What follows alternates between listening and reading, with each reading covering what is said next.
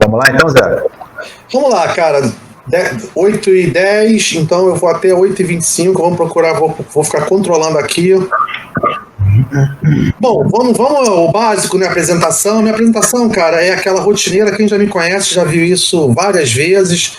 Meu nome é Carlos Alberto, o pessoal me chama de Zeca, que não é de Zé Carlos, é por causa do Zeca Pagodinho. Aí eu ponho a foto logo aí, o pessoal vê, pô, eu não acho que eu sou parecido com o Zeca Pagodinho, não, mas todo mundo acha, então todo mundo deve ter razão, né? Cara, eu comecei. Pessoal me escutando aí? Beleza. Beleza.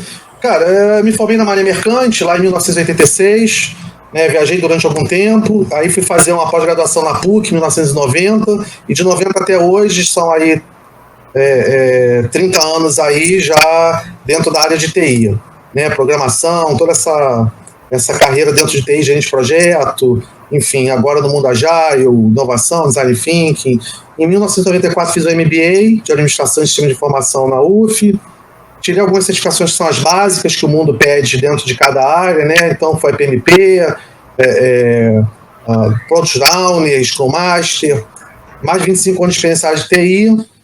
Atualmente sou gerente de projetos na empresa Softec, é uma empresa multinacional, uma consultoria multinacional, né, de TI, e me tornei especialista em Design Thinking, professor também na FGV de Gestão da Inovação, e palestrante, facilitador em treinamento, enfim, tudo que a gente tem aí de criatividade, inovação, Design Thinking, transformação digital. Zeca, Oi. Rapidinho, nessa sua página aí lá embaixo tem um botãozinho lá, ocultar, que tem uma janelinha aí embaixo aí. Pronto. Tá ok. Vamos lá, gente. O que mudou no mundo, né?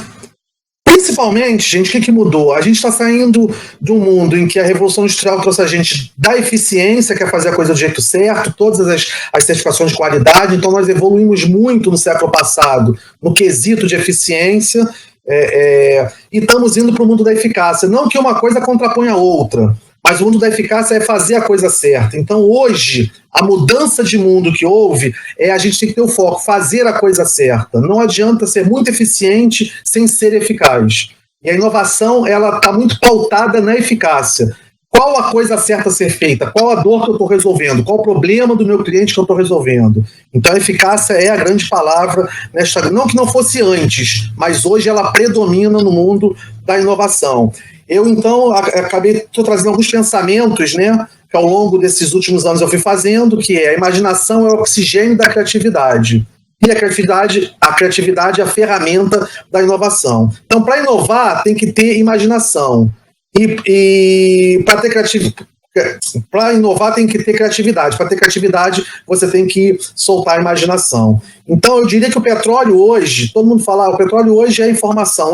Eu tenho uma outra visão levando para o mundo da inovação. O petróleo hoje, para mim, é a criatividade. O grande diferencial que a gente está passando é a criatividade. Nós estamos engatinhando para aprendermos a trabalhar com a criatividade, porque criativos todos nós somos.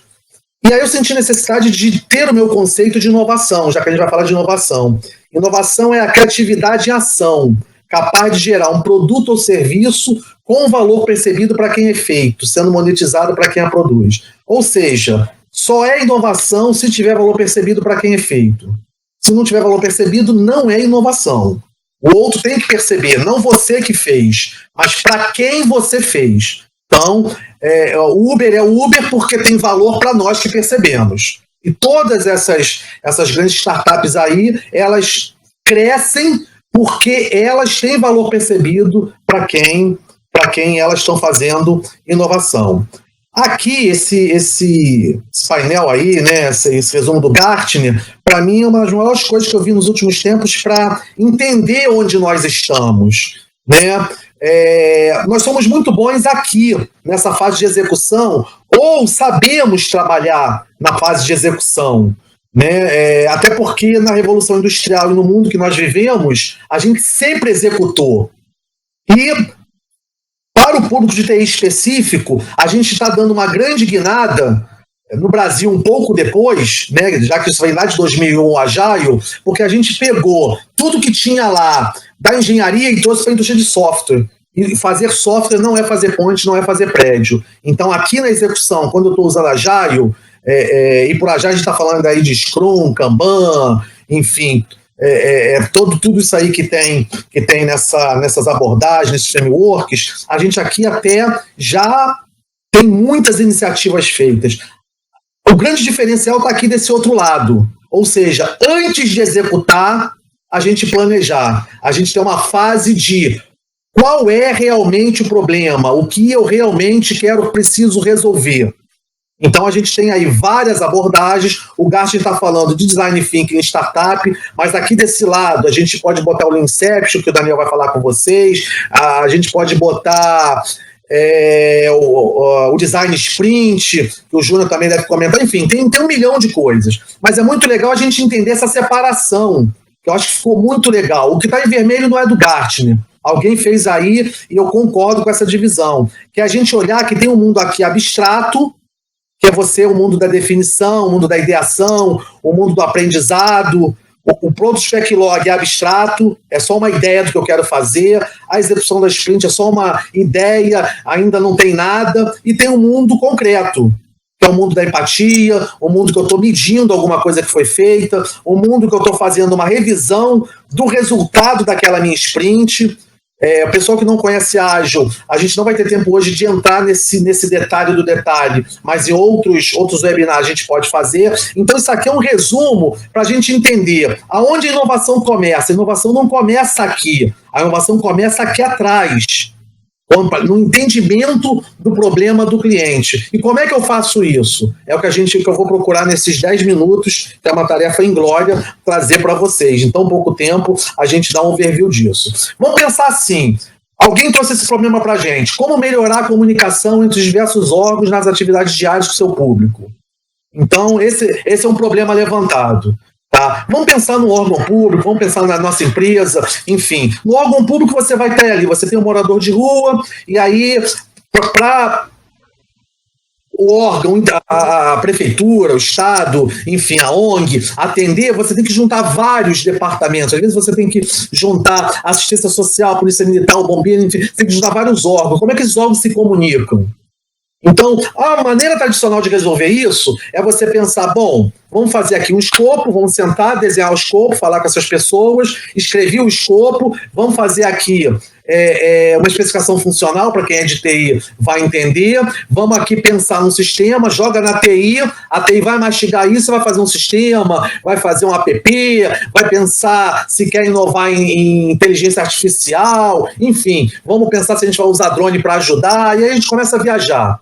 Esse é o mindset tradicional. Como eu resolvo um problema? Pergunta e resposta. Problema, solução. O que a inovação mostra para a gente? Que não é assim que a gente resolve o problema. Não é respondendo pergunta e não é pensando no problema e dando uma solução. Tem um caminho a ser feito, né? Aí vem a pergunta, como olhar diferente para aquilo que todo mundo vê? O problema está ali, todo mundo está vendo. Como é que eu olho diferente? Como é que eu mergulho? Como é que eu descubro qual é realmente o problema? Como é que eu inovo? Os grandes inovadores desse planeta, como é que eles fazem? É isso que o Design Thinking vem fazer. Como a pessoa muito diferenciada pensa e a gente criar uma abordagem para que todo mortal como nós possa pensar diferenciadamente. E aí o que é o Design Thinking? Inovação com foco no ser humano. Olha a diferença. Inovação com foco no ser humano. Design Thinking não tem a ver com processo. Muitas vezes as pessoas vão usar o Design Thinking para melhorar o processo da minha empresa. O que vai melhorar o processo da minha empresa é o Kaizen. Eu vou mapear o As-is, vou fazer o To-Be. Kaizen vai fazer isso. Então, o Design Thinking é inovação, é foco no ser humano. Não é processo, não é melhoria. Até pode, por consequência, melhorar o processo. Mas é consequência, não é causa. E o que é o Design Thinking? É uma abordagem prática para a solução de problemas complexos através de um olhar mais humano, novamente, humano. O grande diferencial da inovação, do que está surgindo, é porque você não pode perder o foco do teu cliente, para quem você quer fazer.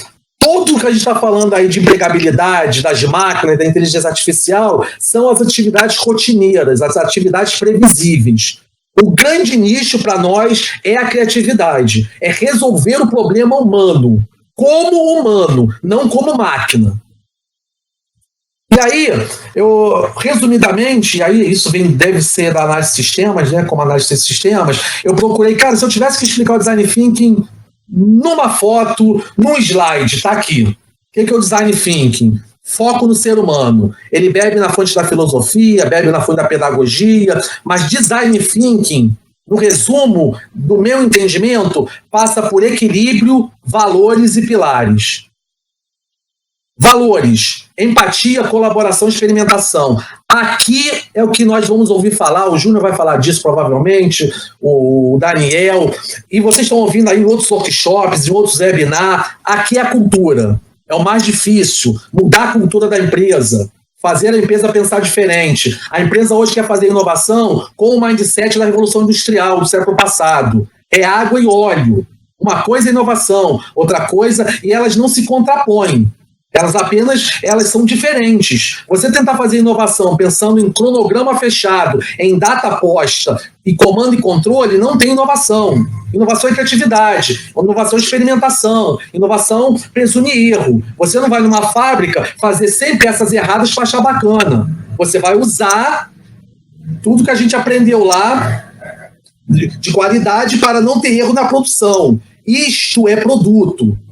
Inovação não é produto, inovação não é esse mindset. Então aqui, entendendo empatia, colaboração e experimentação, eu vou trabalhar a cultura da empresa, a mudança de cultura da empresa para esse novo mundo. E nos pilares, ambiente adaptável, é muito importante, uma sala respirar inovação, ter espaço, botar post-it, embora inovação não seja colocar post-it na parede. Post-it é apenas instrumento. Você vai ter equipes interdisciplinares, você não tem mais o pensamento de TI, de contabilidade, da área de direito, da área de humanas, junta tudo para você ter vários pensares diferentes, várias visões diferentes. E o que eu vou estar definindo, trabalhando nesses já aí 5 minutos que me faltam, é o duplo diamante, é a abordagem. É aqui que está o grande X da questão. Aqui, para mim, é o mais importante, a cultura. Aqui é o operacional, é onde eu operacionalizo, onde começa toda a inovação. O que é o equilíbrio?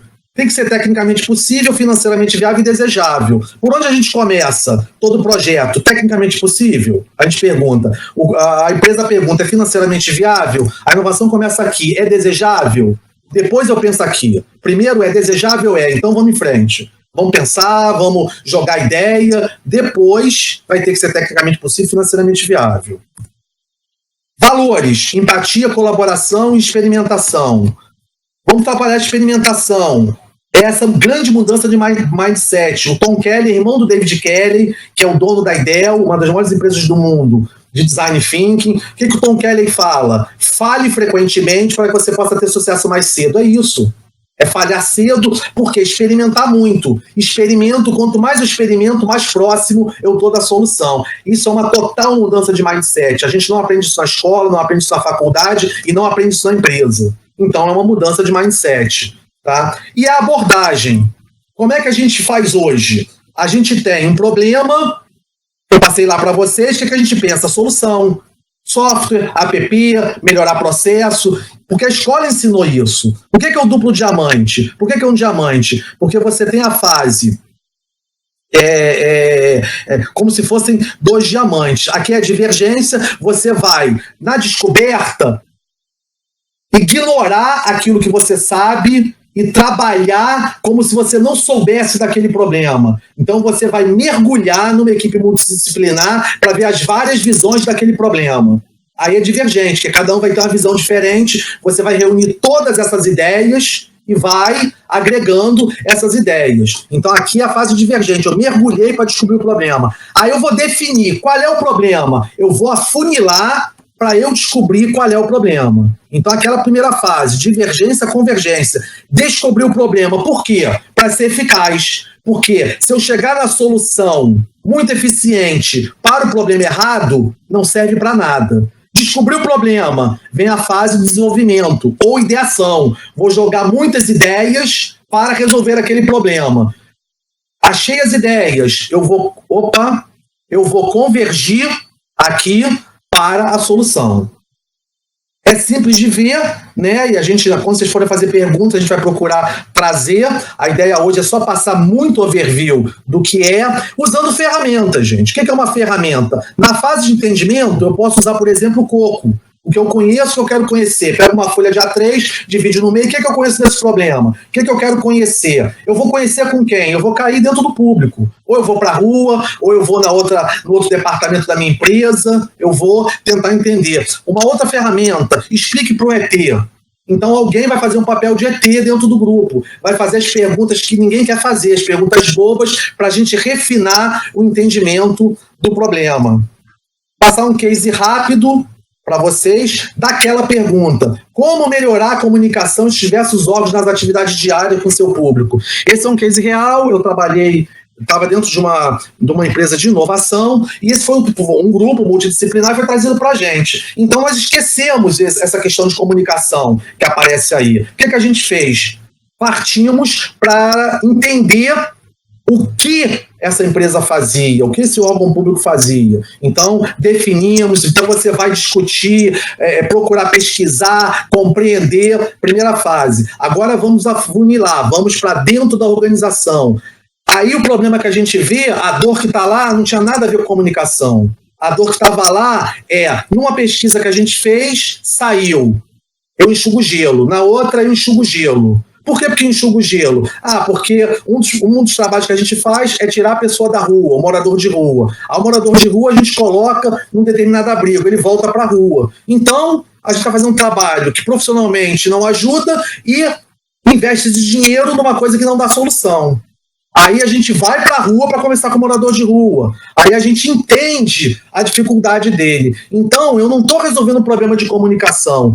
Ao entender o morador de rua, eu vou dar uma solução para ele, para que o servidor público fique satisfeito, para que a gerência, a alta diretoria tenha resolvido o problema do servidor público, que não tem a ver com comunicação. Percebem como é que é muito diferente o trabalho? Levando para a nossa área de TI, quando alguém traz o escopo pronto, a gente faz hoje como se fosse um tirador de pedido. Eu pego aquele escopo, jogo numa máquina, input, processamento e saída, e saio com o sistema. E às vezes o sistema ele não serve para nada. Por quê? Porque é um sistema que, em tese, ele pode ter sido entregue no tempo, no custo e na qualidade, mas ele não resolve o problema. Eu fui muito eficiente, porque eu usei todas as técnicas do melhor que eu aprendi lá no PMI, mas eu não fui eficaz, porque eu não resolvi a dor do meu cliente. Por quê?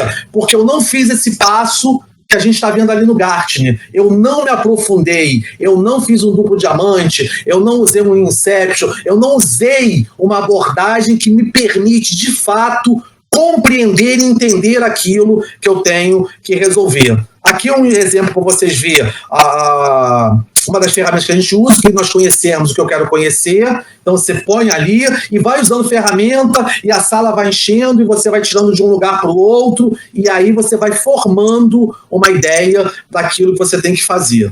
Aqui é o cenário desse projeto que eu trabalhei, que a gente começou com um problema, e a gente descobriu que o problema era outro, totalmente diferente daquilo que parecia ser, né? Aqui a gente já estava levando um protótipo para a rua, e o protótipo nessa fase não é tela de computador, não é nada, porque o protótipo na inovação é validar uma ideia.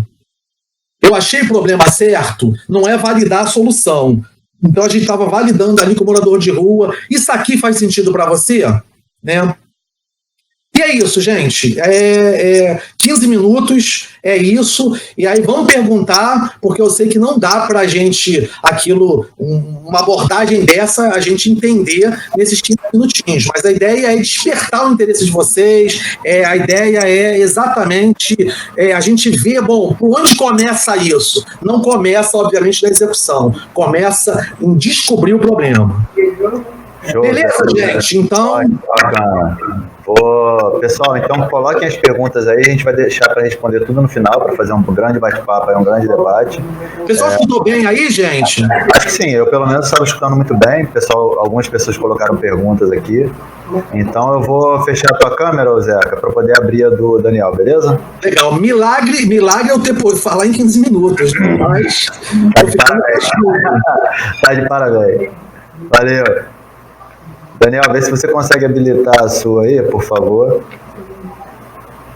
Microfone, câmera. Daniel. Tá me ouvindo? Tô te ouvindo. Consegue habilitar a câmera? Tá habilitada, não tá aparecendo não? Pelo menos eu não tô vendo não. Deixa eu de novo. Agora sim, agora foi. Legal. Vê se você consegue transmitir.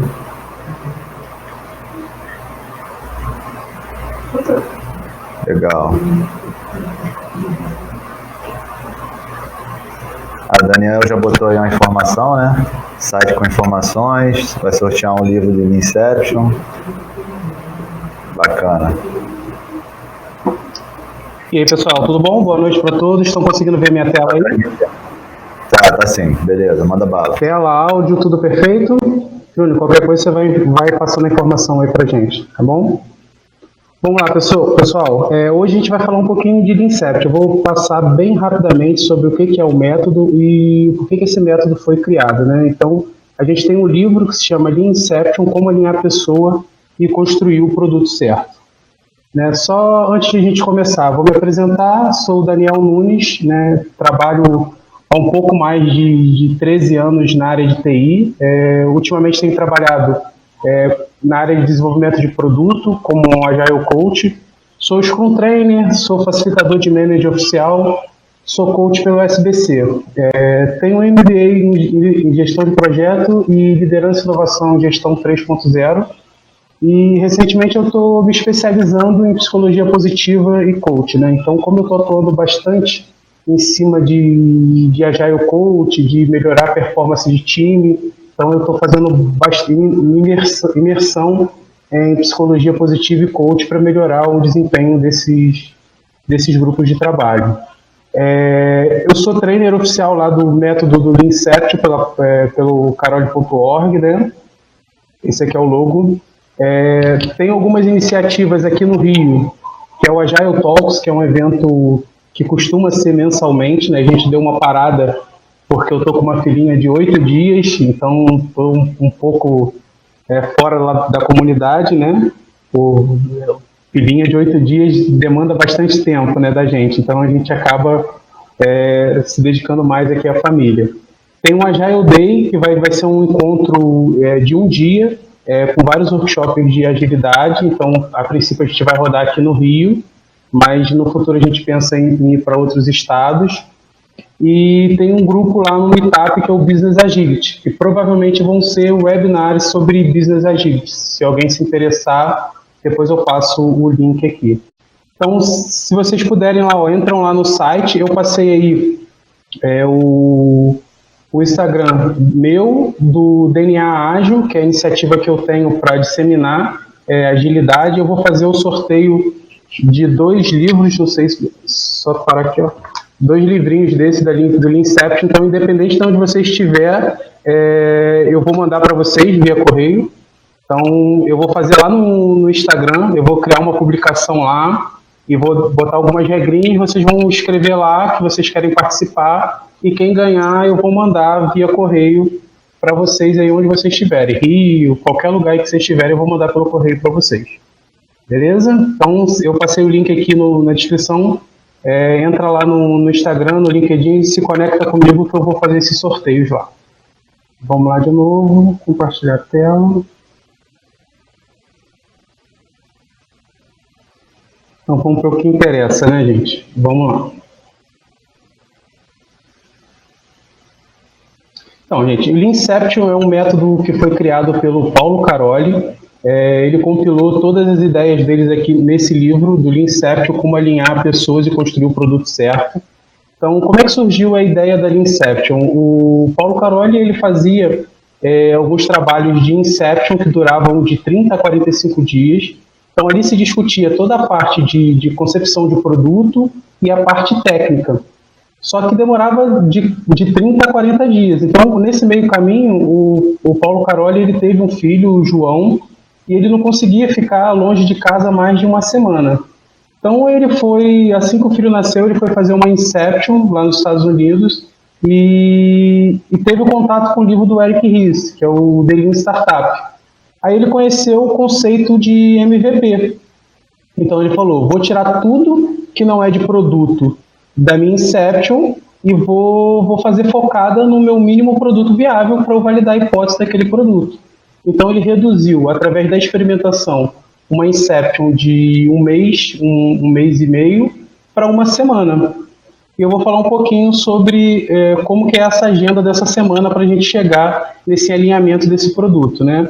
Então, como eu falei anteriormente, a ideia de trabalhar com MVP veio do The Lean Startup, do Eric Ries, e está tudo baseado nesse ciclo aqui do Lean Startup, que você tem a ideia, você constrói o seu MVP, você mede o resultado através dos dados desse mesmo MVP e você aprende. Então, o ciclo é construir, medir e aprender.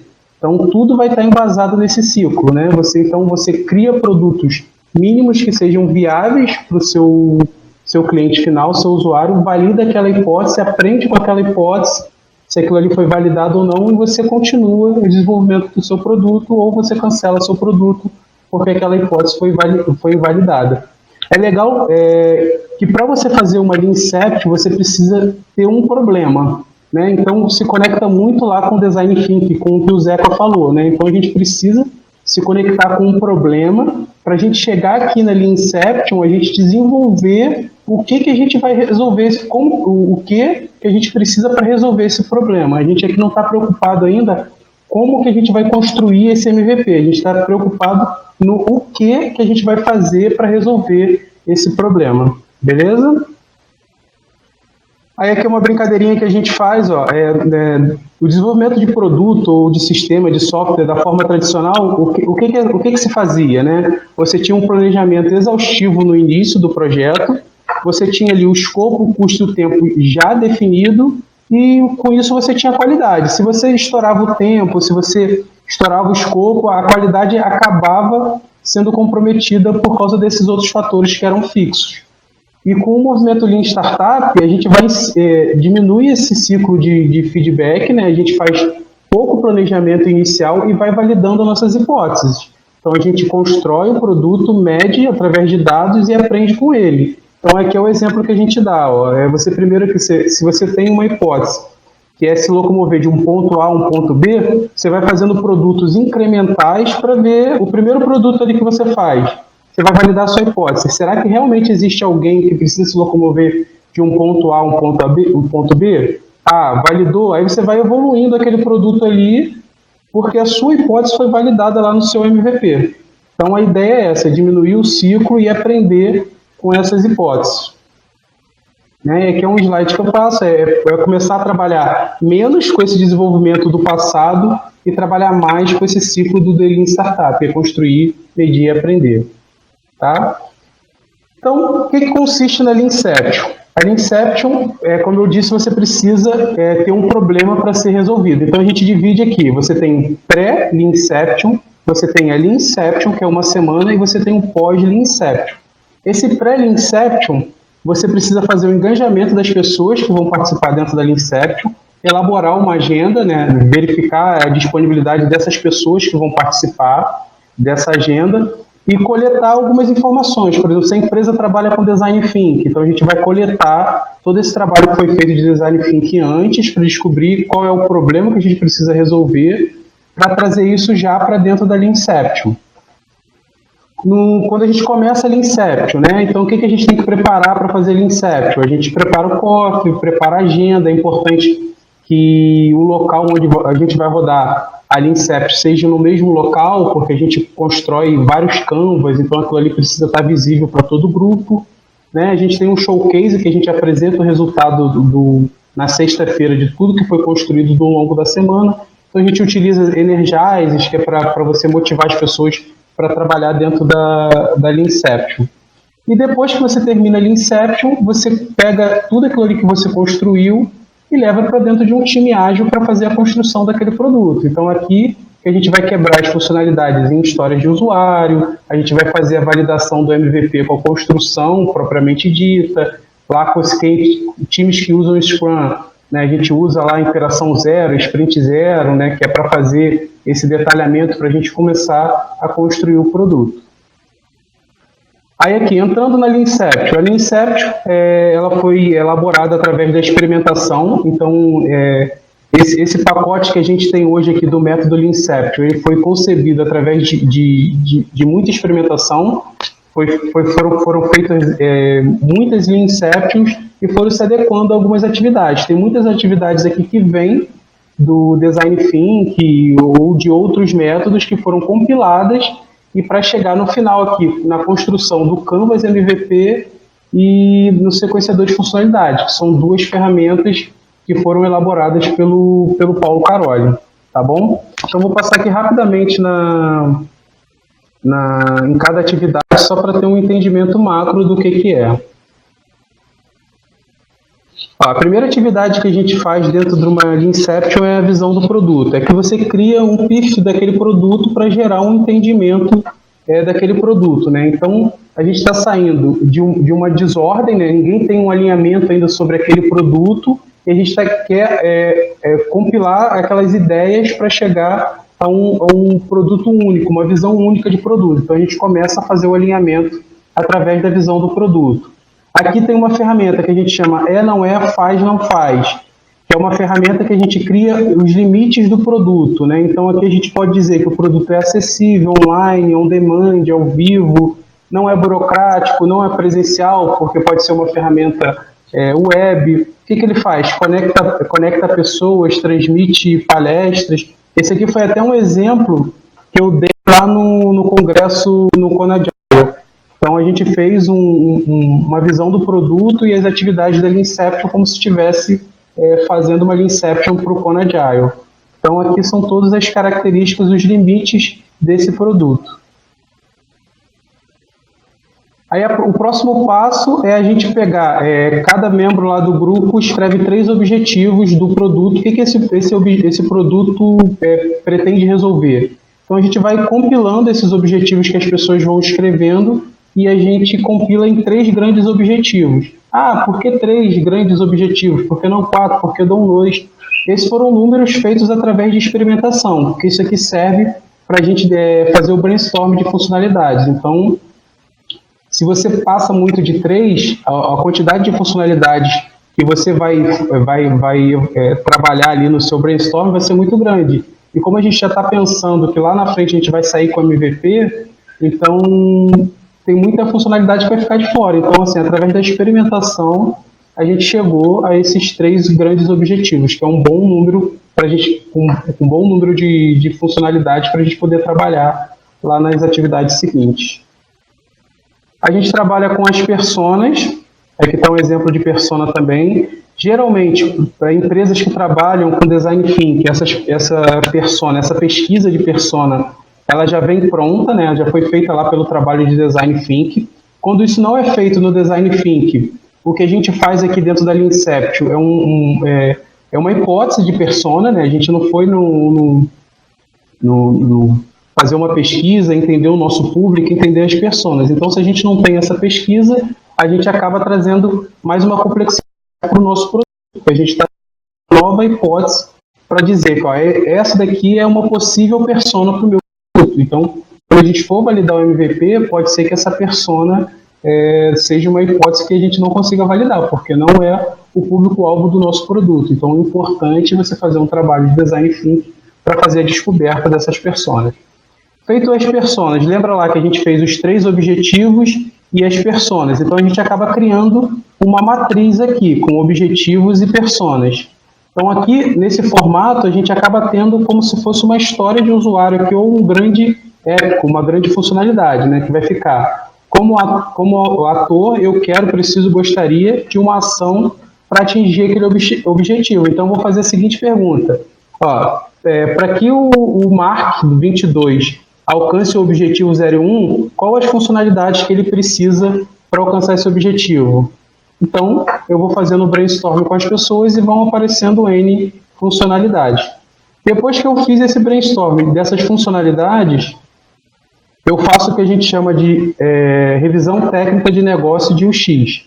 Eu passo todas aquelas funcionalidades que foram geradas na atividade anterior no gráfico de semáforo, que eu pergunto aqui qual é o entendimento sobre o que fazer e como fazer. E ele recebe uma cor. Cada cor dessa aqui indica o grau de incerteza que eu vou levar daquela funcionalidade para as próximas atividades. Então, se cair aqui no verdinho, significa que o grupo que está participando da Inception, ele tem bastante certeza sobre o como fazer e o que fazer daquela funcionalidade. Então, eu acabo aqui englobando o aspecto de negócio e o aspecto técnico. Se eu cair na vermelhinha, significa que a incerteza está muito alta. Então, vale a pena a gente aqui abrir para ter um esclarecimento maior dessas funcionalidades. Depois que eu passei pelo gráfico de semáforo, eu passo pela tabela de esforço negócio de UX. Isso aqui eu vou dar graduações para esse card, né? Então, eu tenho uma funcionalidade que recebeu um card de uma cor, de acordo com o alinhamento que foi feito dentro desse grupo. Ele vai receber, essa funcionalidade aqui, eu tenho esforço 1, 2 ou 3, né, para construir. Então o grupo lá vai entrar em um alinhamento sobre qual é o esforço para construir aquela atividade, para aquela funcionalidade.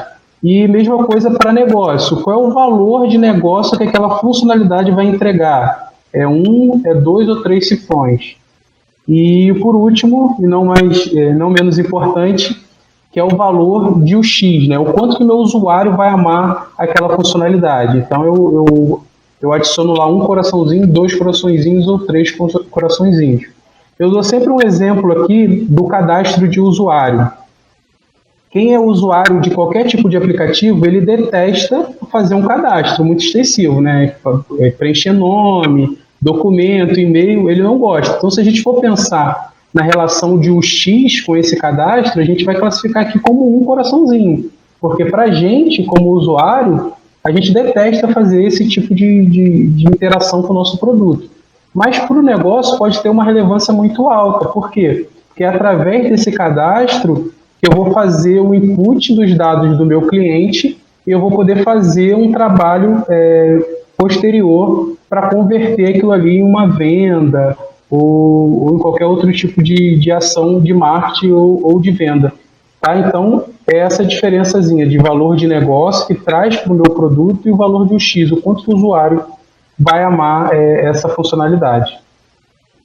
Aí os cartões eles ficam todos assim, ó. Eles recebem uma cor, aí recebe os cifrões, os ex de esforço e os coraçõezinhos de valor de UX. Aí eles voltam lá para aquela matriz que a gente fez e fica assim.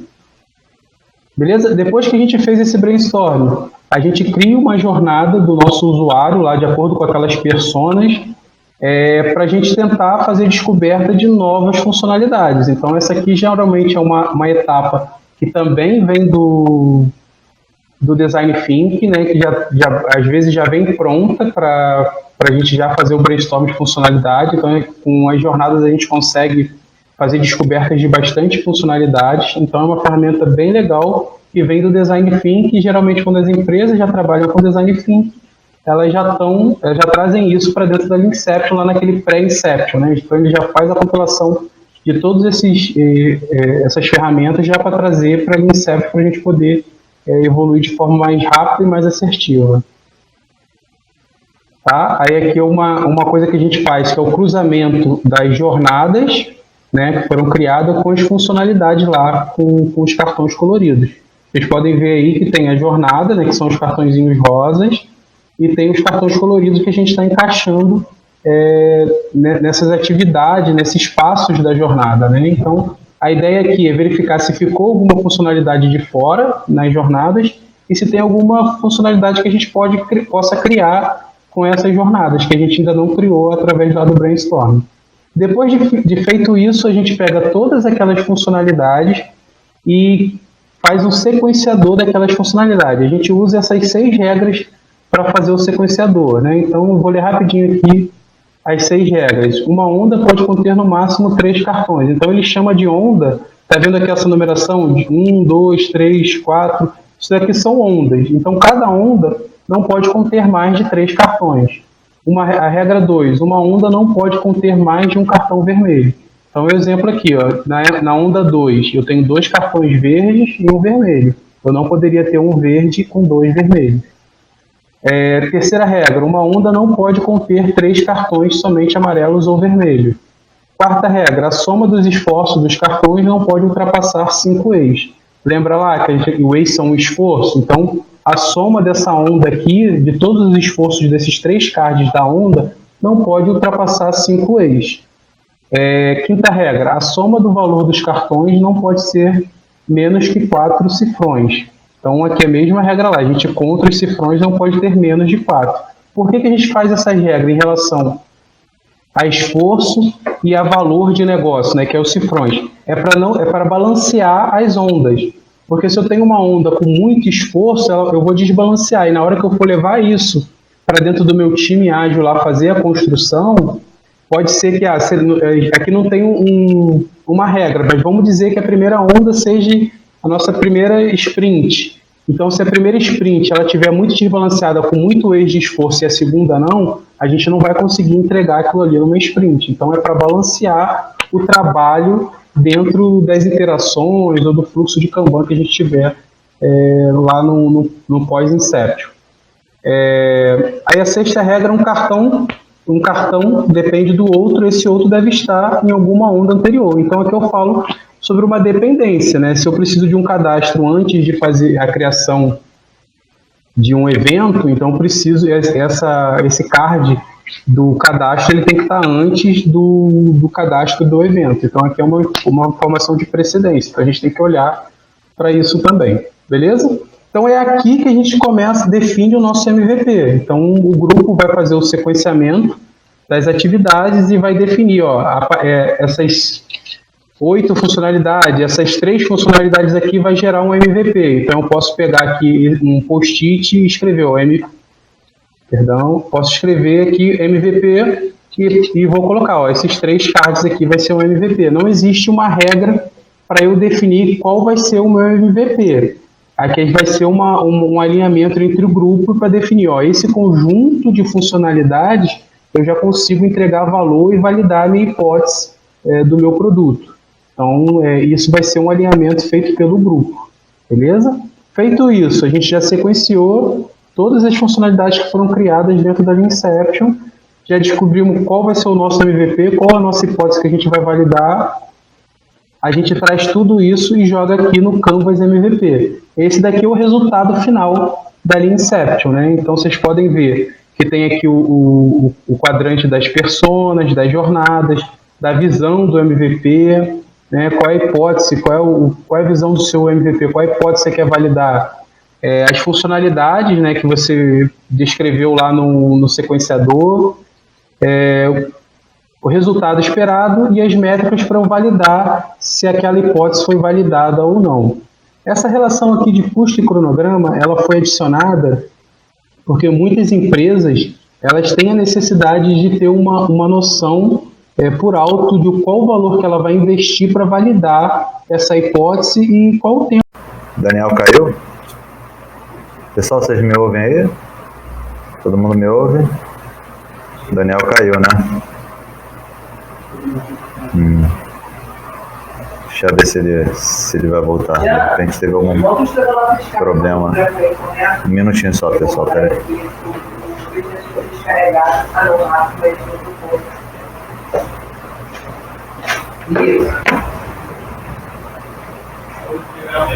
Dá só um segundinho para ver se ele aparece. Senão aí eu começo a fazer a apresentação aqui. Pera aí.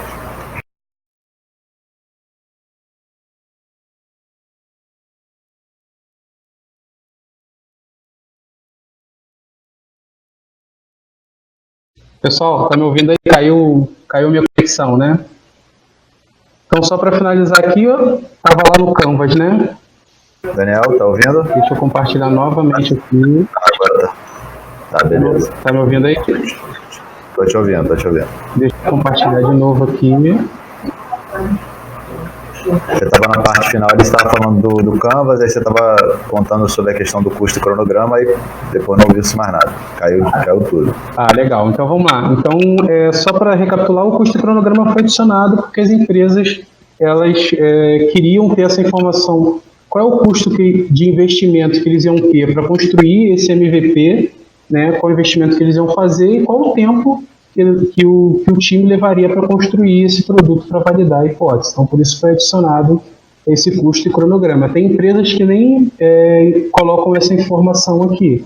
Eu tenho uma hipótese, eu tenho todas as funcionalidades, eu coloco lá dentro das minhas sprints para rodar e construo meu produto e valido a minha hipótese. E não utiliza isso porque já está dentro do custo e do tempo deles de desenvolvimento. Aí, para finalizar, eu falei lá que o Canvas MVP ele tem a parte do Design Thinking, que é aprender para construir, e a parte do The Lean Startup, que é construir para aprender. Então, ele faz a união desses dois conceitos, né, do pensamento de Design Thinking, com o movimento Lean Startup para construir esse Canvas, para ter esse alinhamento final desse produto. Beleza? Falei rapidinho, é uma coisa muito extensa, né? Tipo, é um método que foi criado, então assim, tem muita coisa para a gente falar sobre o método. Eu vou deixar aqui para vocês tirarem dúvidas e a gente vai conversando. Aqui tá algumas informações minhas e vamos passar a bola aí para o Júnior aí falar sobre o Design Sprint. Beleza, pessoal? Legal. Vou transmitir minha tela aqui. Quem que tiver pergunta aí, coloca aí no chat, coloca com interrogação, que aí a gente consegue selecionar ali no ícone de perguntas, e aí no final a gente vai responder tudo, tá? Acho que foi o Celso que disse que está sem áudio. Tenta recarregar a página aí, Celso, tá legal?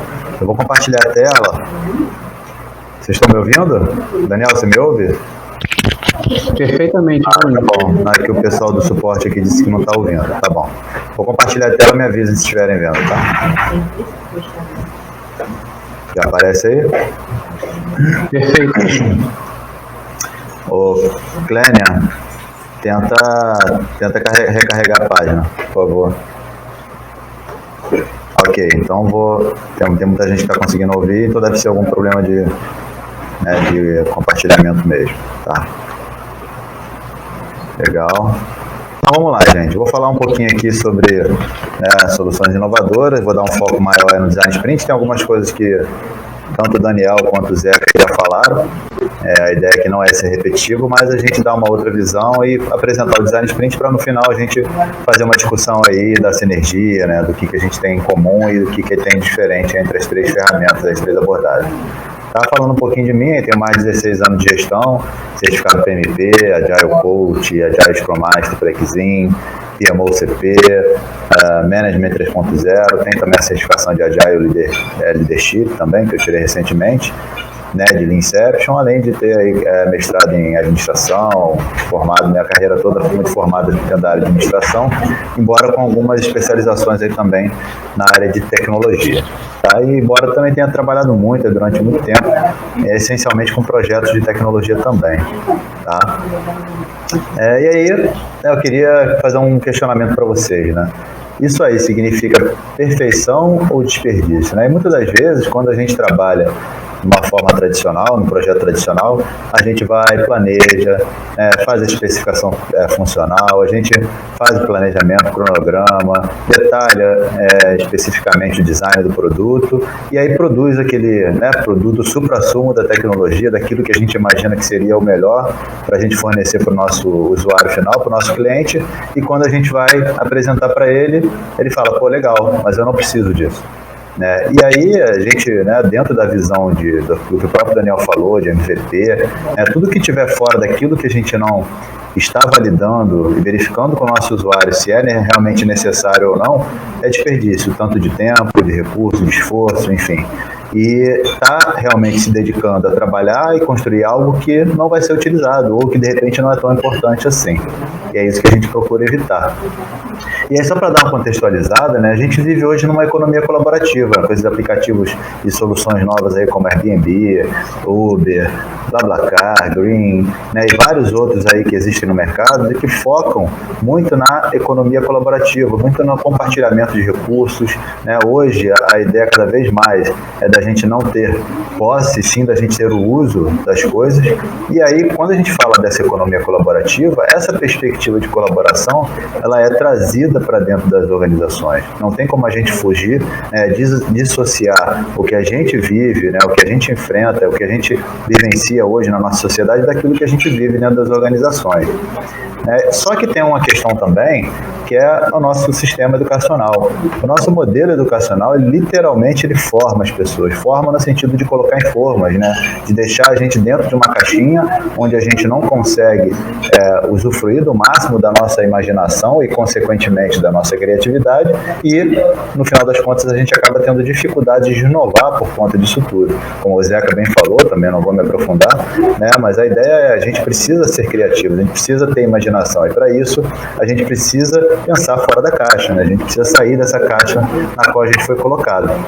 E o outro ponto também que é interessante, que o Zeca também colocou, que foi, né, só que numa outra formatação, a frase, né, que é o lema que hoje encabeça aí as grandes e maiores startups lá do Vale do Silício, né, que é o Fail Fast, Learn Faster, né? Então, fale rápido e aprenda mais rápido ainda. Então, quanto mais você aprender, quanto mais rápido você falhar e mais rapidamente você aprender com essa falha e corrigir e agir em cima dessa falha para que você consiga ajustar o seu produto, a sua ideia e validar isso com o seu usuário final da forma mais rápida possível, melhor você vai se colocar no mercado, menos chance você tem de perder para a concorrência e mais possibilidade você tem de fazer com que aquele produto realmente alcance o seu usuário, alcance o seu público e consiga virar algo exponencial. E aí a gestão tradicional, que é o que a gente vivenciou até então, ou tem vivenciado ainda em algumas organizações, ela pune erros. E aí com isso ela mata, ela inibe a experimentação e mata a inovação. Porque se você não é capaz de testar, de validar, de botar a sua ideia à prova, para você obter o feedback do seu usuário, e pode ser que você erre dentro desse processo, você não vai ter coragem de experimentar coisas novas, de testar coisas novas. Então a gente precisa mudar essa forma de trabalhar para a gente poder testar, experimentar, né, falhar, aprender com essa falha e aí sim a gente criar produtos, soluções realmente inovadoras, né? E aí esse modelo tradicional ele passa a não ser mais válido, né? Não fazer mais sentido nesse mundo atual, porque a gente está falando, né, de uma economia, de uma sociedade, de organizações onde a colaboração, a confiança, a empatia cada vez se fazem mais presentes, e são extremamente importantes para esse processo de criação, para esse processo criativo onde a gente busca a inovação. Então, organizações que trabalham dessa forma são orientadas às pessoas, tendência à cooperação, capacidade de agir em muitas direções, isso significa o quê? Agilidade, a liderança cada vez mais horizontal, quebram-se as barreiras hierárquicas, o predomínio cada vez maior do emocional e maior predisposição à mudança, consequentemente. Legal? E aí, né, falamos já um pouquinho de design thinking, falamos também do Lean ou do Lean Inception, enfim, né? E quando a gente junta isso tudo, né, buscando o design thinking, onde a gente se preocupa em explorar o problema, trazendo a visão do Lean, que é construir a coisa certa, e usando métodos ágeis para você construir de forma certa as coisas, né, você consegue ter uma capacidade muito maior de resolver problemas, de explorar novas possibilidades, né? E claro, você sabendo que toda ação que você realizar, ela não é jogada fora, ela é uma oportunidade de aprendizado para que você possa tomar decisões mais assertivas, tomar decisões melhores, efetivamente, né? E aí, trazendo uma comparação com aquele quadrinho inicial que a gente trouxe, né? O processo iterativo e colaborativo, ele tem um potencial, ele tem um poder de construir produtos cada vez melhores. Por quê? Porque você vai testar, você vai experimentar e você, desde o início, você vai se preocupar em entregar valor e validar isso com o seu usuário final para que você consiga efetivamente garantir que aquilo que você está entregando realmente atenda a necessidade dele. Então, ao invés de você ir lá fazer todo um planejamento extenso, cronograma, design, enfim, para que você tente criar o suprassumo do produto, né, da tecnologia e do design, você vai desde o início testando com um pedacinho da ideia, validando com o seu usuário, ajustando, corrigindo, até que no final você efetivamente entregou algo que para ele foi wow, né? Foi aquele fator wow, aquela coisa sensacional que realmente o ajudou a resolver o seu problema, né? E aí o que eu questiono para vocês você já se perguntou, né, o porquê de um projeto antes de começá-lo? Né? Porque na maioria das vezes a gente vai lá, recebe a demanda e começa a executar. Né? E aí eu pergunto novamente para vocês, afirmo para vocês, o escopo não brota. Né? A gente, como GPs aí, grandes executores, né, que matávamos nos peitos aí as demandas, né? Vamos lá, vamos entregar, eu entrego, enfim. Só que a gente não parava para se perguntar por quê? Qual o problema que essa solução está tentando resolver? E aí eu trago essa comparação dizendo o seguinte, mesmo em projetos tradicionais, a gente pode e deve utilizar abordagens de discovery para que a gente consiga identificar efetivamente aquilo que a gente quer resolver, o problema que a gente quer resolver, para a gente efetivamente ter um produto, um resultado que vá resolver esse problema de fato. E não a gente sair construindo simplesmente porque alguém falou que a demanda XPTO precisa ser executada, precisa ser entregue. Né? E aí uma frase do Jeff Bezos que eu gosto bastante é: seja teimoso com a visão. Quer dizer, qual é o objetivo que você quer alcançar? Eu quero resolver o problema X, eu quero, né, atender aquela necessidade que eu identifiquei, mas seja flexível nos detalhes, né? Então, como você vai chegar lá, o que você vai realizar ao longo do caminho para que você consiga entregar esse produto, esse resultado, né, vai ser ajustado aos poucos, no dia a dia, na validação que você faz com o seu usuário, nas entregas parciais que você vai realizar, né? Por quê? Porque feito é melhor do que perfeito, mas também não precisa ser mal feito, né? Então o objetivo que a gente tem é de cada vez mais a gente ir alinhando aquilo que a gente está realizando para ficar de acordo com a necessidade do nosso usuário, do nosso cliente. Legal? Mas então, dentro disso tudo que a gente está falando, o que é Design Sprint, né? Design Sprint, ele é um método científico, quer dizer, ele tem um passo a passo, ele é direcionado por hipóteses, ele é experimental, né? Então ele busca num processo de experimentação, garantir ou validar aquilo que a gente, né, se propôs a realizar no início, para ficar de acordo com aquele resultado final, fique de acordo com aquilo que a gente identificou no início. Ele é um processo de design, né, centrado no ser humano, criativo, divergente, né? Por quê? Porque ele usa esse processo de divergir e convergir para poder criar ideias inovadoras, como o Zeca falou agora há pouco, explicando sobre o duplo diamante, né? E, claro, ele usa da filosofia ágil, onde a gente busca melhoria contínua, é colaborativo e é responsivo, quer dizer, adaptável às mudanças que a gente tem pelo caminho. E aí, essa é a agenda, né, padrão ou original, vamos dizer assim, do Design Sprint, né, que foi criada pela Google Ventures, foi um método criado pela Google Ventures, que é o braço de investimento da Google, onde eles tinham lá um processo de avaliação de ideias, de startups, só que era muito demorado, similar ao que o Daniel falou lá sobre o Inception, que o Caroli fazia, né, o processo de validação, de avaliação de uma ideia, de uma startup, enfim, de um novo negócio que era feito no início, antes de se criar esse modelo, era muito custoso, era muito demorado. E como a Google Ventures está falando de investimento, né, de time to money, né, cara, como fazer isso de uma forma mais rápida? Então, o Jake Knapp, junto com seus parceiros, criaram e validaram, testaram através de um processo também de experimentação, ajustaram isso aí diversas vezes, até se chegar nesse modelo onde a gente consegue fazer uma comparação muito clara, né, com as fases da divergência e convergência do Design Thinking. Então, a gente fala lá nessa linha de baixo, né, do entender, definir, divergir, decidir, prototipar e validar. Então a gente casa muito bem a agenda do Design Sprint com aquilo que o Design Thinking traz também, né? E aí, quando usar, né, o Design Sprint? Quando a gente está falando de um novo produto, né, no início de um novo projeto, para definir seu produto ou criar uma visão compartilhada.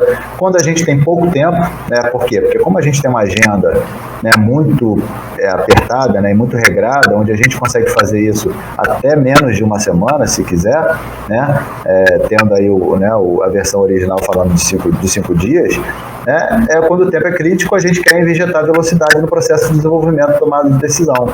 Quando a gente tem um impasse, quer dizer, um bloqueio, uma bifurcação, definição ou uma indefinição a respeito daquilo que a gente vai criar para a gente poder validar e a gente testar se realmente aquela hipótese que a gente tinha inicialmente está de acordo com o que a gente imaginou, e quando a gente tem novas ideias, para a gente poder realmente praticar o processo de discovery, né, de novas descobertas, dados ou pesquisas, para a gente poder criar novas soluções. Legal? E aí eu trago a agenda do Design Sprint 2.0, que foi uma evolução, não digo nem evolução, na verdade é uma adaptação, né, do processo que foi criado na GV, na Google Ventures, que foi, junto com o próprio Jake Knapp, melhorado por essa agência aqui, AJ Smart, que está aqui embaixo, onde conseguiu se consolidar de 5 para 4 dias o processo do Design Sprint. Então a gente juntou os 2 primeiros dias em um só, inverteu a ordem de algumas atividades, né? E depois a gente incluiu mais uma atividade ali no segundo dia, né? Que é o dia do descido ali, que é o fluxo de teste. E aí a gente continuou com o dia do protótipo e teste para poder fechar os 4 dias. Então a gente começa ali identificando qual é o nosso alvo, né? E aí vamos passar um pouquinho, bem rapidamente por cada uma das etapas. Então identificando qual é o nosso alvo. Depois a gente traz os especialistas para a gente poder discutir bastante, né? Falar bastante a respeito, né, daquele alvo, daquele problema, daquela situação que a gente pretende resolver. Depois a gente cria um mapa que a gente vai poder colocar quais são os atores, o nosso objetivo final lá no fim, e a gente colocar quais são as etapas que a gente consegue, que a gente precisa executar para a gente poder linkar os nossos atores com o nosso objetivo que a gente pretende alcançar. E depois de feito isso tudo, né, e a gente faz lá uma atividade também que é bastante bacana, que é o como poderíamos, né, como poderíamos resolver esse ponto, como poderíamos melhorar essa situação, como poderíamos, né, fazer de uma forma diferente. Então a gente pega isso tudo, categoriza, elenca, e a gente coloca isso dentro desse mapa para dizer o seguinte, essas são as etapas principais que a gente vai atacar e esse é o nosso objetivo. Então, a gente cria, né, como se fosse uma cadeia crítica, né, a gente dizendo o seguinte, esse é o caminho que a gente precisa olhar, que a gente precisa tratar para a gente poder melhorar dentro do nosso processo. E aí depois a gente vai fazer, né, a criação de esboços, para a gente poder, né, e existem também algumas técnicas que a gente utiliza, que é de fazer o Crazy Eights, enfim, e a gente poder fazer depois um esboço, uma solução, cada pessoa faz a sua solução, para que depois no dia seguinte a gente vai fazer uma votação de quais são as soluções, ou qual é a solução, ou fases das soluções, que a gente acha que seria importante, ou que seriam válidas para a gente poder resolver aquele problema.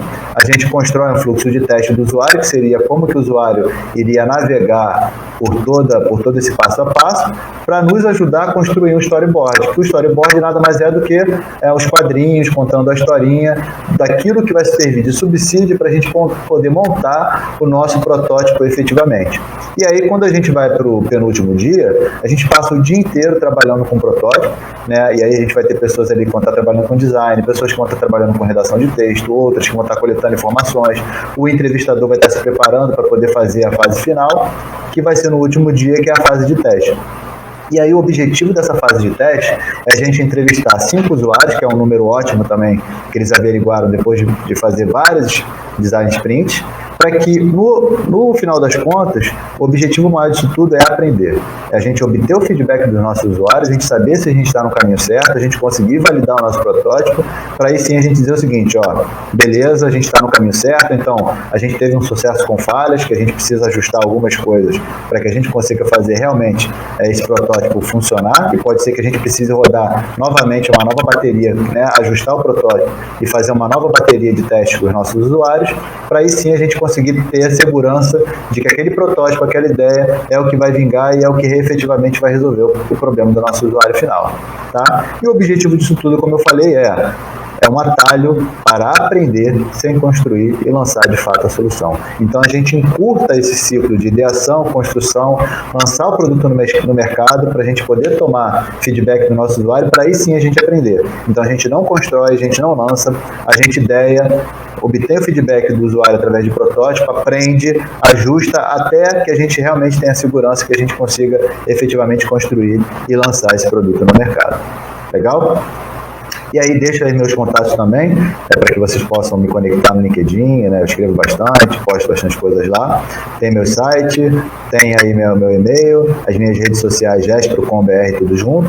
Aqui tem algumas indicações de livros que eu acho bem bacana para poder se aprofundar um pouco mais no assunto, organizações exponenciais, o Design Sprint e o próprio Lean Startup, ou Startup Enxuta que o Daniel falou, do Eric Ries, tá? E aí, deixo também para vocês, quem quiser participar do workshop Design Sprint, eu vou ter um agora dia 25 em São Paulo e vou ter um dia 1º de fevereiro no Rio de Janeiro. Quem quiser se inscrever, é só utilizar esse código de desconto aí, webinar, tá? É só ir nesse link aqui, linktree/gestro.com.br, lá tem todos os meus links. Entra lá que você vai localizar o link do workshop que você quer participar, seja no Rio ou em São Paulo.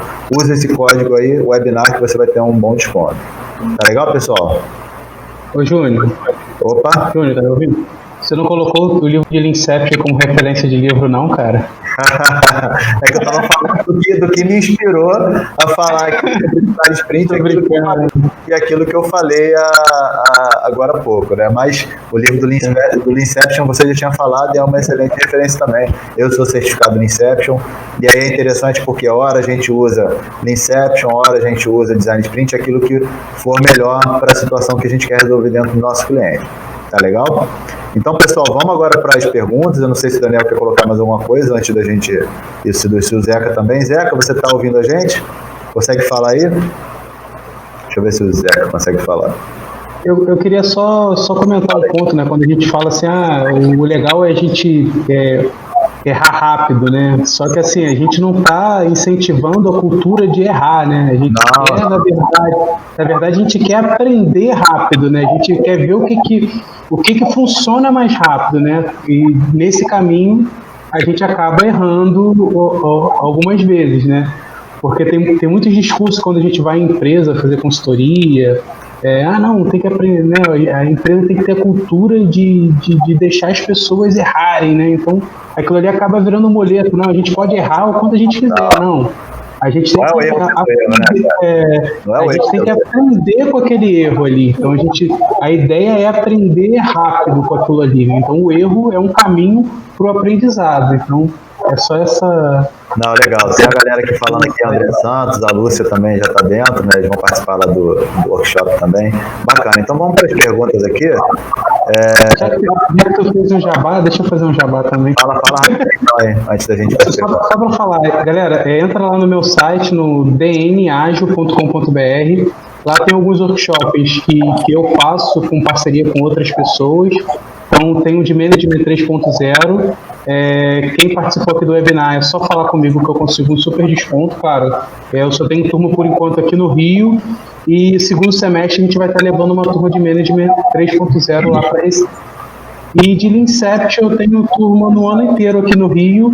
E tem algumas turmas em outro estado também. Então é só entrar lá no site, na parte de treinamento, tem algumas informações lá que a galera pode seguir lá. E qualquer coisa entre em contato comigo pelo LinkedIn, por e-mail, que eu acabo conseguindo algum desconto ou alguma vantagem para vocês aí. Tá bom? Legal. O Zeca, vê se você consegue falar aí, Zeca. Zeca? Opa, a gente consegue ouvir. Perfeito. Se você quiser aparecer, me fala que eu o Daniel. Fazer meu jabá aí também, né? Beleza. Dia 8 de março, né? Você vai fazer um workshop de Design Thinking, não é isso? Isso. Legal. Então, 8 de maio, eu vou botar lá tô botando aqui no chat o link e o pessoal aí me mandar um e-mail ou mandar para mim um WhatsApp, vou botar aqui também, que aí que naturalmente quem nos prestigiou aqui hoje já tem 25%, né? É o mínimo que a gente pode pedir. Que bacana, pô, 25%, legal. Meu desconto é surpresa, eu não vou falar não. Tem que entrar no link, colocar lá o código webinar para saber quanto que é o desconto. Por isso que eu não falei. Então vamos lá para as perguntas. Bom, para quem não tem meu LinkedIn também eu vou colocar aí, mas vamos para as perguntas então. Mas vamos ao principal agora, né? Que o pessoal quer saber, que a gente falou tão... Acho que essa aí vai mais para você, mas depois também, se quiser, a gente complementa. Qual a diferença entre invenção e inovação? E acabou que o Daniel caiu. Maravilha, cara. Foi excelente. Quem fez a pergunta? Seu xará. Pô, meu xará, cara, excelente pergunta. Carlos, a invenção é quando você traz alguma coisa que não é conhecida por ninguém. Câmera aí, tá? Tá aberto. Tá aberto. Deixa eu ver aqui. Tá aberto? Então, Carlos, a invenção é alguma coisa que vem do zero, ou seja, a pessoa é uma coisa nova. Então, se criou uma coisa nova. E qual a diferença para a inovação? É exatamente na definição que eu tenho. Vamos pensar aqui no exemplo. Você inventou um abridor para 200 latas. Foi lá e patenteou. Você compraria um abridor para 200 latas? Para sua casa, para sua residência? Provavelmente não, porque é uma invenção, está patenteada. Eu nunca vi um abridor de 200 latas. E é uma invenção. Mas agrega valor para alguém? Tem percepção da outra pessoa? Tem benefício para outra pessoa? Então é uma invenção, mas não é uma inovação. A inovação é quando é perceptível, agrega valor para outra pessoa. Então, é condição sine qua non, agregar valor para outra pessoa. Então, você pode ter uma invenção que vira uma inovação, se agregar valor para outra pessoa, e você pode ter a invenção que não é inovação. E você tem a inovação que não é invenção. Você pode melhorar um processo, o processo já existe, você inova naquele processo, melhora aquele processo, e você tem a inovação disruptiva e você tem a inovação que é uma melhoria. Agregou valor? É uma inovação, que pode ser disruptiva ou ela pode ser uma melhoria. Não sei se ficou claro aí, se o Júnior quer complementar alguma coisa, mas a pergunta é excelente. Claro, e acho que é bem isso mesmo, a gente tem que gerar valor. Se é algo que não gera valor, ele não é inovação. E aí, muitas das vezes, as pessoas também confundem, não tem essa pergunta aqui, mas eu quero só colocar, que confundem inovação com algo tecnológico, algo que seja uma super, que não é composto, uma super tecnologia, algo mirabolante. E muitas vezes não é. Às vezes a gente pode ter inovação de forma simples, sem utilizar muita tecnologia, com elementos que a gente tem à mão, e a gente pode estar criando algo realmente muito inovador e que vai agregar muito valor para as pessoas, né, Zé? Aquele exemplo perfeito, que você dá lá da África também eu acho bem bacana. Se quiser contar rapidinho aí. Cara, deixa eu complementar o que você está falando. O cheque especial, cara, o que ele tem tecnologia? Imagina isso há 20, 30 anos atrás. Alguém pariu um empréstimo sem você ir no banco. Cara, não tem nada de tecnologia nisso. O cara só sacou que vai dar uma folhinha diferente e te dar um empréstimo. Cara, isso é uma mega invenção para a época. Nada de tecnologia. Eu venho de uma área que uma caixa foi uma das maiores invenções, que é o container. Cara, o container é uma caixa. Ele revolucionou a logística na parte de navio, cara, de transporte. Legal. O que tem tecnologia? Nada. É uma caixa. Então, perfeito a tua colocação, João, perfeito. A gente hoje está associando inovação com tecnologia. A tecnologia é instrumento, ela pode ser o que vai virar, o que vai suportar a inovação. Mas você pode ter uma inovação que não tem nada a ver, que não usa profundamente a tecnologia. O que você fala da África, o case que os americanos foram para a África para estudar o problema da evasão escolar. Então, quando você pensa em evasão escolar, você vai pensar 1 milhão de coisas. E quando mergulharam no problema, descobriram que o problema da evasão escolar é porque as crianças tinham que pegar água a quilômetros de distância de casa e trazer na cabeça a lata d'água. Então a criança ficava tão exaurida que chegava um ponto que ela não aguentava a escola. É legal se tivesse uma foto, né? O que o pessoal pensou? Cara, para resolver esse problema é desejável, mas tem que ser tecnicamente possível e financeiramente viável. Vamos fazer uma rede de esgoto. Tecnicamente possível financeiramente viável não. Então isso é legal fazer a rede de esgoto, mas não tem dinheiro.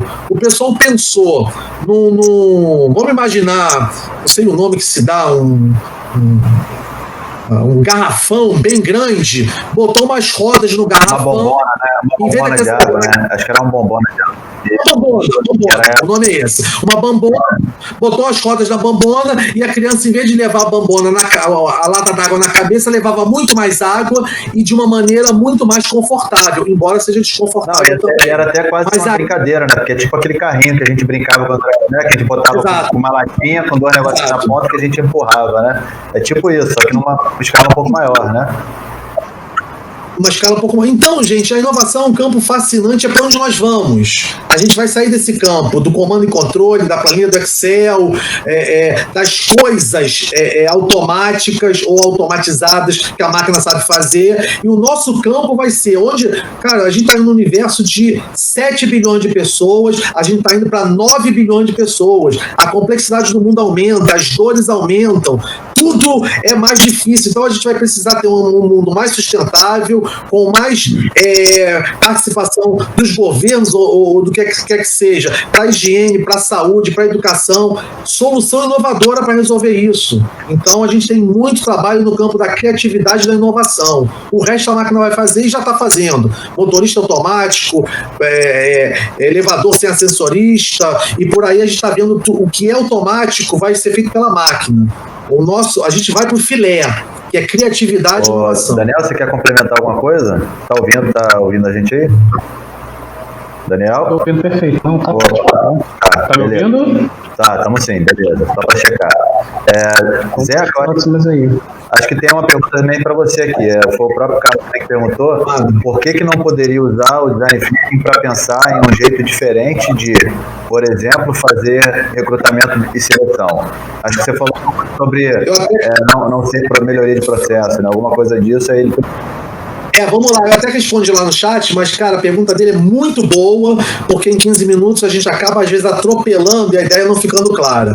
O que eu quis dizer é que se você trouxer esse problema de recrutamento e seleção, o Design Thinking não vai olhar para o processo, não vai mapear o processo. Como é feito o processo de recrutamento e seleção? O Design Thinking vai abstrair totalmente dessa questão. Ele vai centralizar quem trabalha, ou vai ser feito para o público que recruta, ou para o público que é recrutado. Ele vai olhar qual a dor de quem recruta, qual a dor do recrutado. Ele vai abstrair do processo, ele não vai nem olhar como é o processo. Não interessa isso. E vai mergulhar para entender a dor. Entendendo a dor, ele vai procurar solução para a dor. Ele não vai fazer um outro processo. Ele vai, como resolve essa dor? É isso que ele vai fazer. Então serve para isso. O Design Thinking para resolver problemas complexos com um olhar mais humano. Recrutamento e seleção é um problema extremamente complexo. Se fosse simples, já estava resolvido.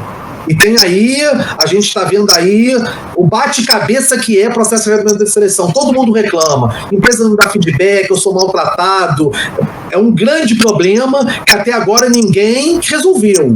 Então, o Design Thinking, no dia que alguém parar para usar Design Thinking para resolver esse problema, a gente vai ter aí uma solução muito interessante. Eu enxergo que o Design Thinking ele pode ser usado, sim, e inclusive a gente usa também em alguns processos de planejamento estratégico, então pode ser utilizado, sim, quando a gente precisa entender melhor um determinado problema, seja ele qual for, de um processo, e a gente conseguir clarear melhor nosso entendimento sobre aquilo para a gente poder realmente propor uma solução eficaz para aquilo que a gente quer resolver. Daniel, você quer falar alguma coisa? Não, beleza. Tem uma outra pergunta aqui também. Tem uma pergunta aqui também, acho que é do Renato, que ele botou. Você citou que produto não é inovação. Você entende isso como regra ou acha que existem exceção? Existe exceção. Se eu falei isso, eu fui infeliz. Porque é claro que um produto pode ser inovação, o produto ele pode ser o resultado. A inovação ela pode ser um processo melhorado, ela pode ser um produto, ela pode ser um serviço. Né? Então é claro que o produto ele pode ser fruto de uma inovação. O que eu quis dizer é que o processo que a gente faz hoje de comando e controle de como os produtos são feitos não é inovação. É isso que eu quero dizer, o contexto de como hoje é gerido. Vamos dar um exemplo aqui muito claro. A gente tem hoje a Rede Globo, uma emissora de TV, para a gente não personalizar. A emissora de TV, ela tem comando e controle. Ela diz o programa que você vai assistir, ela escolhe, ela dá o horário, ela define. Isso é comando e controle. O que é o processo criativo que veio para o outro lado? É o YouTube. O YouTube é que você que escolhe o conteúdo, não tem alguém dizendo o que você vai fazer. Vamos para outro exemplo de comando e controle. Cooperativa de táxi, comando e controle. Você tem que ligar para a central, tem um gerente, comando e controle. Uber, não tem comando e controle, não tem gerente, tem uma plataforma, isso é inovador. É isso que eu quis dizer com relação ao produto. O produto está muito focado em comando e controle. Mas você pode gerar um produto fora do processo de comando e controle.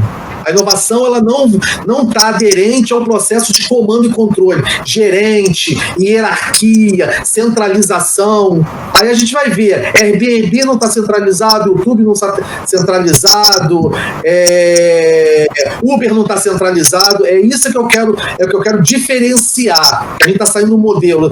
E não que esse modelo centralizado não funcione. Em alguns mercados ou alguns nichos vai continuar funcionando. A Rede Globo está aí até hoje. As pessoas lá atrás falavam que o rádio ia morrer. E é raro, o rádio está aí até hoje, com todas as inovações. Então a gente tem que ter cuidado. Uma coisa ela não colide com a outra. Mas quando a gente está falando de inovação, de startup, é outro modelo. É outra maneira de ver. Por isso que a Oi criou a 8, por isso que o Itaú criou a sua startup, por isso que a BR e a Petrobras estão buscando os seus modelos para inovar. E aí, mas, enfim, é longo para a gente entender, senão fica a noite inteira. Mas esse aquela questão que eu falei da economia colaborativa, né? Então, assim, cada vez mais o poder está descentralizado, né? E isso serve tanto para a sociedade, nós como usuários desse serviço, como também nós, enquanto empresas, como colaboradores dessas empresas, para que a gente consiga cada vez mais ter uma participação nesse processo de cocriação dessas soluções, tentando sempre identificar, né, qual o problema que a gente quer resolver, né? Aquela questão que eu coloquei lá, você se pergunta, ou já se perguntou o porquê antes de começar um projeto, né? Então, assim, a gente se questionar realmente, por quê? Porque com certeza muitos aqui já criaram, já desenvolveram, já entregaram projetos que depois, no final das contas, não serviram para nada, não foi usado para nada. Por quê? Porque ele simplesmente atendia ou atendeu, né, uma especificação técnica funcional, uma demanda que chegou lá, que ele matou no peito e executou, mas que não tinha em nada, né, um aprofundamento, né, uma busca do problema que se queria resolver efetivamente com aquela solução, né? Daniel? E aí, o que o Daniel estava falando...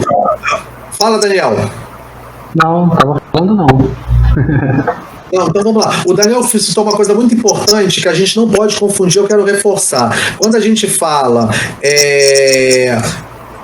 da experimentação de errar mais rápido, estar mais próximo da solução, reforçando o que o Daniel disse, não é ser negligente. Por isso que os modelos são diferentes. Isso que a gente está falando não é para o modelo da indústria. Você não vai falar lá, erre para fazer o produto quando ele está em produção. Não é isso, gente. Na indústria, você já está lá na fase da execução, está lá na frente. A gente está falando isso aqui atrás. Lembra daquela divisão do Gartner? Eu estou ainda concebendo a ideia. Então, isso não serve errar rápido para chegar mais rápido na solução lá para a indústria, no modelo de execução. Isso não serve para uma planilha de Excel, o funcionário errar bastante para chegar mais rápido na solução. Não é nesse modelo que a gente está falando. A gente está falando no modelo do MVP, de construir MVP, do protótipo, do processo anterior à execução. Depois que você chegou no problema, identificou o problema, identificou o protótipo, identificou aquilo que vai servir para o usuário olhou, brilhou o olho, é aquilo, não pode mais ficar errando. Exatamente. Claro que não. Por quê? Porque quando a gente está falando de um processo de produção, ou até de um processo de execução, né, de um desenvolvimento em si, quando a gente já tem o entendimento da solução, né, o que a gente busca nesse momento é eficiência. É a gente ser o melhor, né, possível no processo de construção e de execução. Quando a gente está na fase anterior, a gente está buscando a eficácia, que a gente identificar qual é o produto certo que a gente vai construir. Então, essa fase de execução ou de produção, a gente está focado em fazer da forma certa, para a gente ser o mais eficiente possível, para a gente poder entregar da forma mais assertiva possível, né? Esse é isso que você falou, é o grande desafio, talvez o maior desafio da indústria de software. O cliente, ele não quer software, o cliente quer resolver o seu problema. Então o software precisa resolver o problema do cliente, porque o cliente ele não quer software, ele quer resolver o problema. Se for através de software, ótimo, mas fazer software que não resolve o problema não serve para nada. Esse é o nosso desafio de TI. Entregar alguma coisa que resolva o problema. Eficácia. E sendo eficiente, porque uma coisa não contradiz a outra. Ô, Daniel, tem aqui, né, você já falou aí de quando é que vai ter o treinamento de Leanception, o Zeca também já falou de quando é que vai ter o treinamento do Design Thinking, mas tem uma pergunta aqui, que eu acho que é quando você estava falando lá dos cards, os cards lá onde você coloca lá o né, o maisinho, o coraçãozinho, enfim, acho que era isso. A pergunta do Renato para cada card, você trabalha a nível de épico, feature ou task? Feature. A gente está trabalhando toda a Leanception, ela é em cima de funcionalidade, de features. Então, depois que a gente termina a Leanception, que a gente quebra aquilo ali em histórias de usuário, mas é sempre ali a nível de features para a gente descobrir onde que está o nosso MVP. Então, é features. Legal. Bacana. E aí tem uma pergunta que, na verdade, eu acho que é mais uma afirmação, parece. Mas, Zeca, nesse caso do container, não é um belo exemplo de produto criando inovação? Acho que sim, né? Foi o que você falou, né, Zeca? Sim.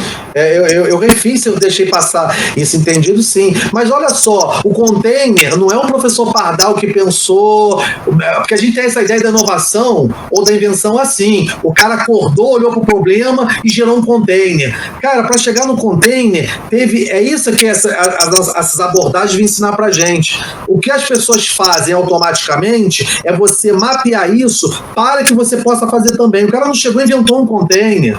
Não é assim que funciona. Ele teve uma ideia, cara, vamos fazer um container.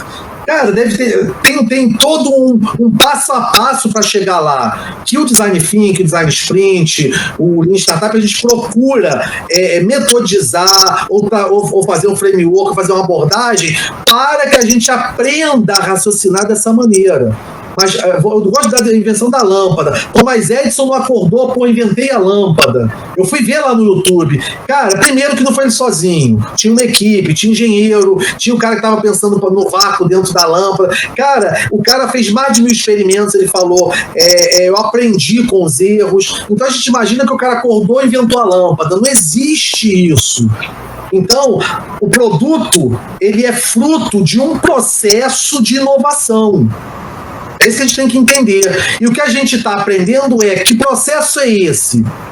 Por onde começa? Que ferramentas eu uso? Que abordagem eu uso? É esse o objetivo do workshop. É a gente botar a mão na massa, senão fica teórico. Vai ficar de imaginar, vai ficar de teoria. Tudo que a gente está falando aqui é lindo. Mas vocês só vão ver isso, botar a mão na massa, ir lá para dentro de uma sala da empresa e ver acontecer. E é muito bacana, a parede toda vazia, o Daniel sabe disso, o Ju sabe. Cara, você começa a parede toda branca, tudo branco lá. Chega no final do dia, a parede tá toda pintada e cada equipe tá demonstrando lá o seu protótipo. Aí as pessoas não acreditam. Tanto eu, o Daniel, o Júnior, eu também não acredito, porque quem é o facilitador, eu não sei a resposta. Não é 1 mais 1 igual a 2. Num projeto, eu sei a resposta. Eu fiz o cronograma, eu sei onde começa, eu sei onde vai terminar. Existe ali um passo a passo. A beleza da inovação é que eu não sei aonde vai dar e não tenho que saber. A gente tem que tirar das pessoas a solução. Isso é a beleza. E como todo mundo é criativo, cara, sai cada solução que eu fico olhando, eu falo, cara... Dá um frio na barriga, não sei se acontece com o Júnior e com o Daniel. Você fala, cara, se não sair nada de nenhum grupo, vou passar o maior vexame. Nunca aconteceu, graças a Deus. Mas você pode acontecer, cara. Eu vou passar o maior vexame. O pessoal pagou um dinheiro, veio aqui, perdeu o dia inteiro, chega no final sem protótipo nenhum. Cara, é um frio na barriga, porque não tem passo a passo, não tem... Cara, vai sair alguma coisa do grupo. É lindo, cara. Processo, legal. Isso aí, o processo colaborativo, né? O processo onde a gente realmente tem a... Por isso que é tão valioso quando a gente fala aí de times ágeis, e esse processo que a gente utiliza também, né, nessas imersões que a gente faz, seja com Design Thinking, Inception, Design Sprint, né, é quando está todo mundo focado, uma equipe multidisciplinar, cada um com a sua experiência, conhecimento, que tudo se junta para que a gente consiga trazer uma pluralidade de conhecimento, de ideias, para que a gente consiga ter realmente o fomento a ideias inovadoras, a ideias criativas, né? E aí o Renato está aqui no chat aqui, Renato Rafael está bem ativo, botando vários comentários, ele falou, vou só ler beleza, Renato. Foi bem bacana, que ele falou, na linha do que o Zeca está dizendo, tem um exemplo da boca da pasta de dente para que não haja desperdício. Após a Colgate fazer grandes investimentos, via Gemba, no chão de fábrica, a empresa tirou a solução. Quer dizer, diminuiu a boca da pasta de dente para poder reduzir a quantidade, o desperdício da pasta, enfim. Então, é aí que a gente realmente vê que soluções simples, às vezes sem investimento tão alto em tecnologia, simplesmente a gente tendo um olhar mais humano, focado no problema que a gente quer resolver, que a gente consegue efetivamente ter a descoberta de soluções realmente inovadoras. E aí tem a última pergunta aqui da Poliana, que eu achei muito bacana, que é: quando será o próximo webinar? O próximo... A Poliana já merece desconto aí, né? Só de fazer essa pergunta já tem... Põe lá, vê aí, Poliana. Manda aí, eu sou Poliana. Quando é o próximo webinar? Vamos falar, gente. Eu falei, a gente está querendo fazer, agora eu não sei quando. É só marcar a data. Além do webinar, vai rolar um podcast também. Já convido o Zeca e o Júnior para fazer a inauguração aí do primeiro podcast. Totalmente dentro, cara. Vamos pagar a ideia. Vamos fazer um podcast. E vamos fazer um podcast sobre inovação. Vai ser o primeiro com os dois amigos aí, o Júnior e o gente começa, já tô dentro, a gente começa às 8 horas da noite, a pessoa fica até 21h40, isso é um presente, cara. Temos aqui cerca de umas 30 pessoas que estão aqui até essa hora com a gente, participação ativa, sensacional. Vanessa, que também desde o início, pô, muito bacana. Você imagina, o cara tem 1 bilhão de vídeo lá no YouTube, o cara troca todo 1 bilhão de vídeo de YouTube pra vir pra cá, cara, então, e fica, né, porque a gente pode, cara, esses caras tomou uma conversinha furada e vai embora. E ficou, então bacana. Vamos para as considerações finais, vamos nos despedir da galera. Então, agradeço muito a participação de todos, meus amigos aí, Daniel e Zeca, por mais uma vez aceitarem o convite e a gente fazer esse webinar bem bacana. Convido a todos aí a interagir lá no LinkedIn. De novo, aí, o workshop que a gente vai ter no dia 25 de janeiro, dia 1º de fevereiro.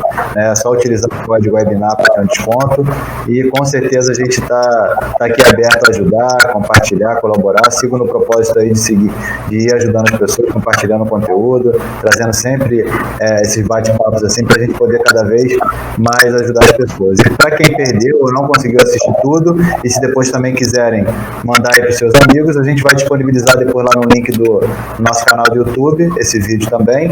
Provavelmente o Zeca e o Daniel também vão fazer o mesmo, então vocês vão ter várias opções para poder assistir e mandar para seus amigos para verem um pouquinho desse bate-papo aqui bacana que a gente fez hoje. Valeu, pessoal? Agradeço muito. Zeca, Daniel. Zeca primeiro, depois o Daniel.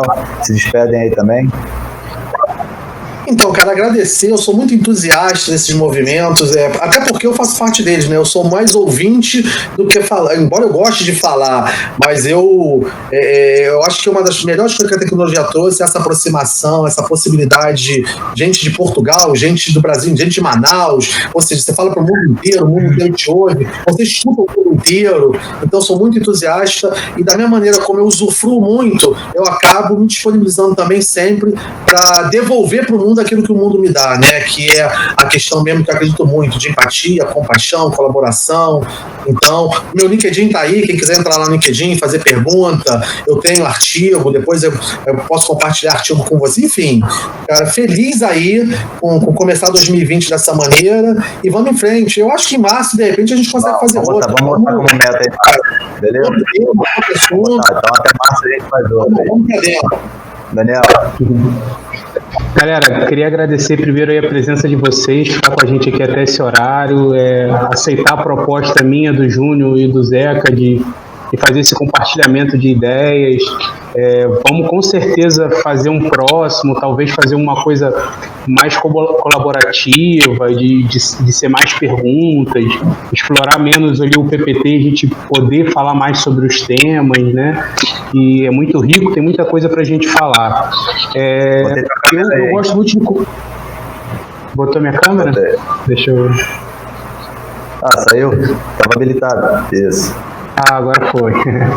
Então, eu tenho um propósito que é compartilhar, né? Eu estou compilando tudo lá através do meu site. Quem puder ir acompanhando, me adicionar no LinkedIn também, que eu vou começar a compartilhar muita coisa por lá. Então, projetos para 2020, né? O podcast, o Business Agility Brasil, que vai ser um meetup que primeiro a gente vai começar aqui no Rio, pode ser que a gente vá para outros estados. Então, assim, tem muita coisa bacana que estou como proposta para fazer esse 2020. 2019 já foi fantástico, a gente já conseguiu compartilhar bastante coisa, trazer muita gente para esse movimento de agilidade, e 2020 vai ser 1000 vezes melhor. A gente vai conseguir fazer muito mais, impactar muito mais pessoas, e a gente precisa da ajuda de vocês para colaborar com a gente, compartilhar ideias com a gente.